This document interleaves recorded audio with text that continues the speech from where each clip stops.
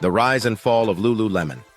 From humble beginnings in Vancouver to becoming one of the most recognizable names in global fashion, Lululemon Athletica charted a path that few brands could rival. The company began as a niche yoga apparel store but transformed into a cultural phenomenon symbolizing wellness, exclusivity, and luxury in the early 21st century. Its meteoric rise captivated both consumers and Wall Street investors, while its subsequent struggles provided a cautionary tale about the dangers of overexpansion, arrogance, and shifting consumer tastes. This exposé examines the rise and fall of Lululemon in detail. It explores the company's origins, its corporate strategy, its dominance during the peak of the athleisure movement, and the scandals and missteps that tarnished its reputation. By unpacking the trajectory of Lululemon, this analysis also sheds light on broader themes in consumer culture, branding, and the volatile fashion industry. The birth of a cult brand. Founded in 1998 by Chip Wilson in Vancouver, Lululemon emerged at a cultural moment when yoga was transitioning from a fringe practice into a mainstream lifestyle trend in North America. Wilson recognized an opportunity. Yoga enthusiasts lacked high-quality, stylish, and functional clothing that matched their new lifestyle. His idea was not only to create premium yoga apparel, but to build a brand identity around wellness, empowerment, and exclusivity. The company's early retail strategy was unique.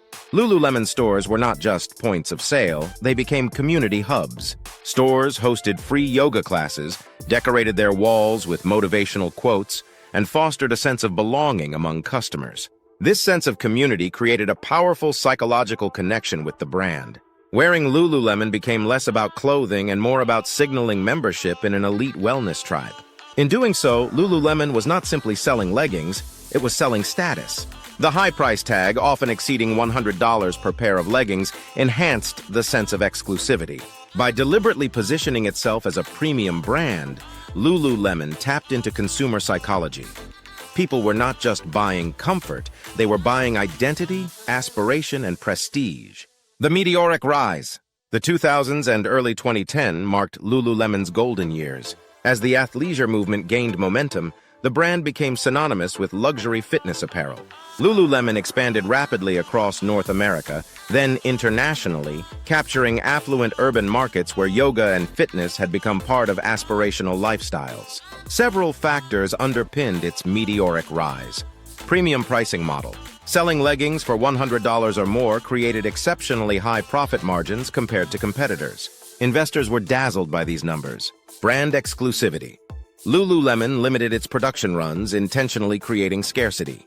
Customers often rushed to stores for the latest collections, knowing they might sell out quickly. Cultural capital. Owning Lululemon gear became a symbol of success and sophistication, comparable to carrying a designer handbag.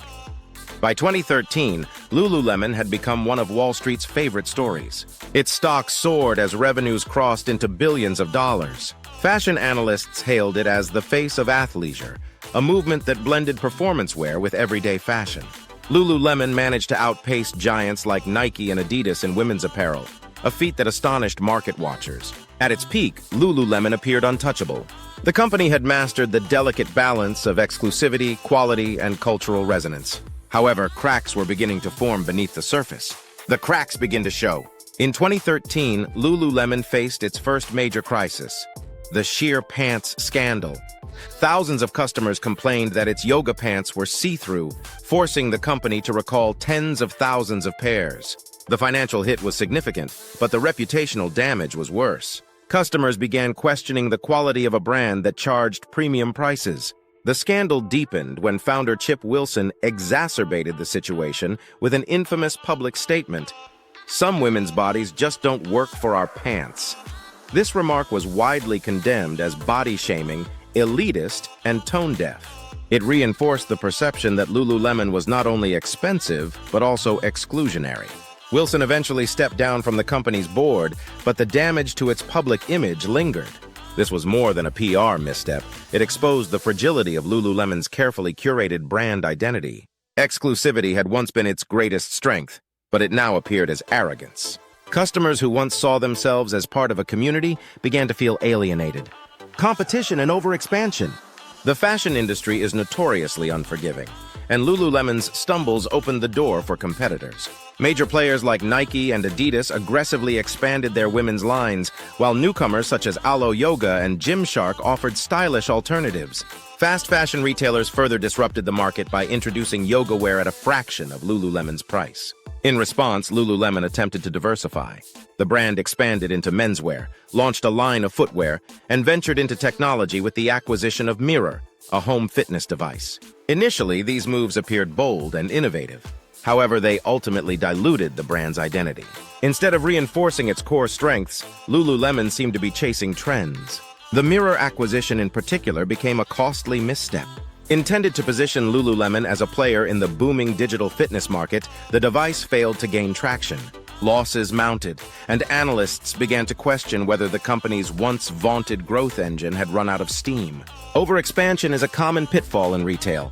What made Lululemon unique, its community-driven exclusivity, was difficult to replicate across too many product categories. The company's attempts to scale up its brand magic instead weakened it, leaving it vulnerable to the competitive forces it once outmaneuvered. The fall from grace. By the mid-2020s, the cracks had widened into collapse. Several converging factors contributed to Lululemon's decline. Failed acquisitions. The Mirror fitness device drained resources without delivering meaningful returns. Consumer shifts. As economic pressures mounted, consumers turned away from $100 yoga pants in favor of more affordable, inclusive brands. Brand fatigue. What once felt exclusive began to feel outdated and arrogant. Newer brands marketed themselves as diverse, accessible, and authentic, qualities that resonated with younger consumers. The result was a sharp decline in Lululemon's stock price. Once hailed as a Wall Street darling, the company became a cautionary tale. Analysts who had once praised its strategy now warned of its structural weaknesses. Once loyal customers drifted toward competitors that better aligned with their values and budgets. Lululemon's decline underscores how quickly consumer sentiment can turn. In fashion, loyalty is fleeting, and even the strongest brands can crumble when they fail to adapt. Broader lessons from Lululemon. The story of Lululemon offers broader lessons that extend beyond fashion. 1. The double-edged sword of exclusivity.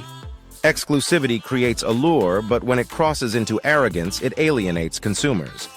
2. Hype versus substance. Hype can drive extraordinary valuations, but without consistent quality and innovation, it cannot sustain them. 3. Adaptability is key. Brands must evolve with consumer values, especially around inclusivity, affordability, and authenticity. 4. Expansion must be strategic. Growth for growth's sake often leads to overreach and dilution of brand identity.